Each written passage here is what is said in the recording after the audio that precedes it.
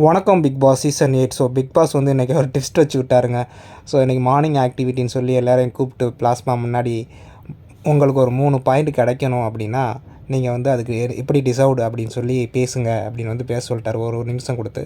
So எல்லாருமே அந்த 3 பாயிண்ட்டுக்காக எல்லாருமே பேசுனாங்க. ஸோ என் பேச்சில் வந்து யார் வந்து உங்களுக்கு பெட்டர் அப்படின்னு உங்களுக்கு நல்லாவே தெரியும். ஸோ எல்லாருமே அவங்க பெஸ்ட்டை வந்து கொடுத்தாங்கன்னு வச்சுக்கோங்களேன். இது ஒரு டாஸ்காடா அப்படின்னு தான் இருந்துச்சு. நேற்றுலேருந்து தான்டா பேசிக்கிட்டு இருக்காங்க.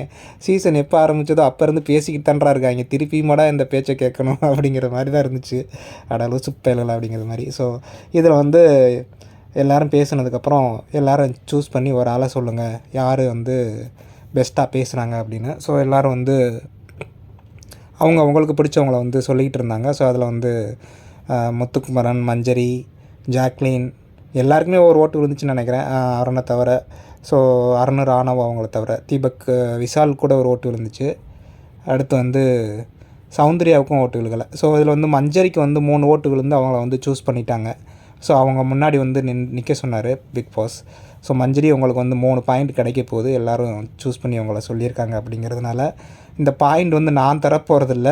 அதில் தான் ட்விஸ்ட் இருக்குது. ஸோ ஆல்ரெடி உள்ளவங்கள்ட்ட இருந்து நீங்கள் வந்து பாயிண்ட்டை வந்து எடுத்துக்கலாம் அப்படின்னு சொன்னோன்னே உடனே யோசிக்காமல் அந்த பொண்ணு வந்து விஷால், ராயன், ராணவ் 3 பேர்ட்டேருந்து பிடுங்கிடுச்சு. காரணம் கேட்டதுக்கு அவங்க தான் டாப்பில் இருக்காங்க அப்படின்னு. ஸோ அடப்பாவீங்களா அப்படிங்கிற மாதிரி காலையிலேயே அடி விழுந்துருச்சு விஷால் அண்டு ராயன், ராணவுக்கு. ஸோ எனிவே ஆனால் இது என்னங்க டாஸ்க்கு அப்படிங்கிற மாதிரி தான் இருக்குது.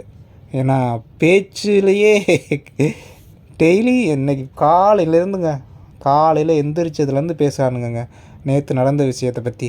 ஸோ அதை திருப்பி கொண்டு வந்து அதையே ஒரு டாஸ்க்காக வச்சு அதில் ஒரு 3 பாயிண்ட்டை பிடுங்கி கொடுக்கறது பயங்கரமாக இருந்துச்சு.